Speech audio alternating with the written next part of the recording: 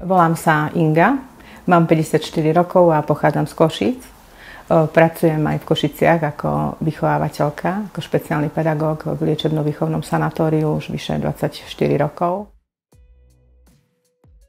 Takže si uvedomujem veľmi dôsledok prevencie, aká je dôležitá prevencia v zdraví človeka. A ja sa stretávam poslednú dobu už aj s deťmi, ktoré sú obézne alebo trpia nadváhou. Vieme, že tieto ochorenia potom postupujú do horších problémov ako vysoký krvný tlak, cukrovka, kardiovaskulárne ochorenia a tak ďalej. Ja sama som pred 5 rokmi bola diagnostikovaná na vysoký krvný tlak. A tak som sa začala zaoberať alebo viacej skúmať, že čo spôsobuje vlastne ten vysoký krvný tlak a či môžem ja nejako vplývať na to moje zdravie.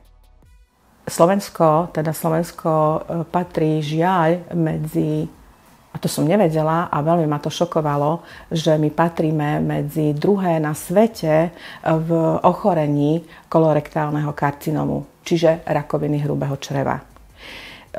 To ma úplne, až som sa zľakla z toho, pretože ja sama som sa stretla s touto diagnózou v rodine. Pred 30 rokmi na ňu ochorel môj svokor a my sme s ním prežívali toto ochorenie. Bolo to veľmi ťažké obdobie a žiaľ to skončilo fatálne. Bola to veľmi dlhá, náročná liečba a nemalo to dobrý koniec. Takže kdesi vo vnútri som vedela, že je potrebné a hlavne po tom 50. roku ísť na tú preventívnu kolonoskopiu. Lenže, viete, počúvame všelijaké, pacienti si medzi sebou hovoria, všelijaké hororové udalosti okolo kolonoskopie a je pravda, že ja som sa veľmi bála.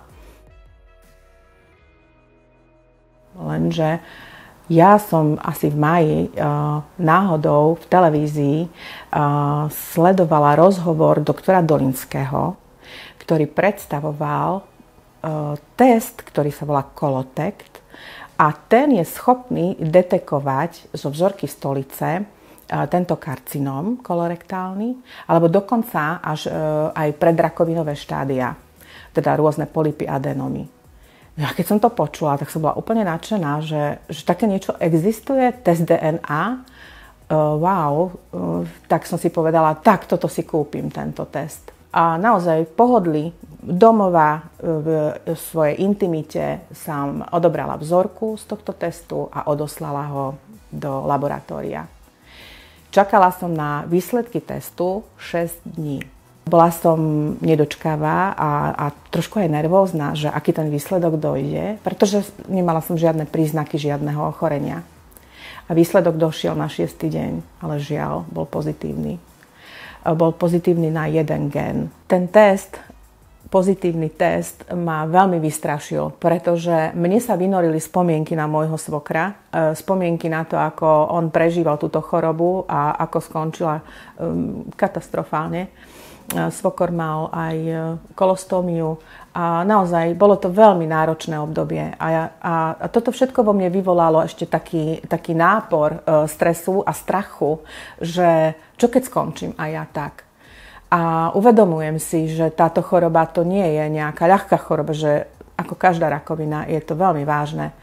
Takže veľmi som sa bála a vedela som, že ja musím absolvovať kolonoskopiu, pretože potrebuje to vidieť chirurg.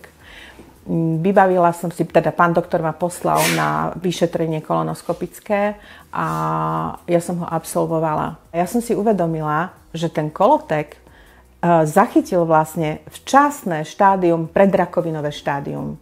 A ja som bola z toho veľmi nadšená, že toto nejaký test dokáže. U mňa sa žiadna rakovina ešte nerozvinula, ale mohla by sa. Bola som veľmi nadšená, že Kolotek je test, ktorý dokáže odhaliť už predrakovinové štádia. To je niečo úžasné.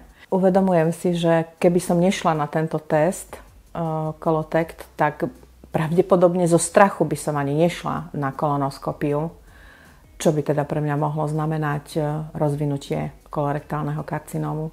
Mojou túžbou je povzbudiť ľudí, aby si dali urobiť testy, aby sa správali preventívne a naozaj využili tieto možnosti, ktoré nám moderná medicína ponúka.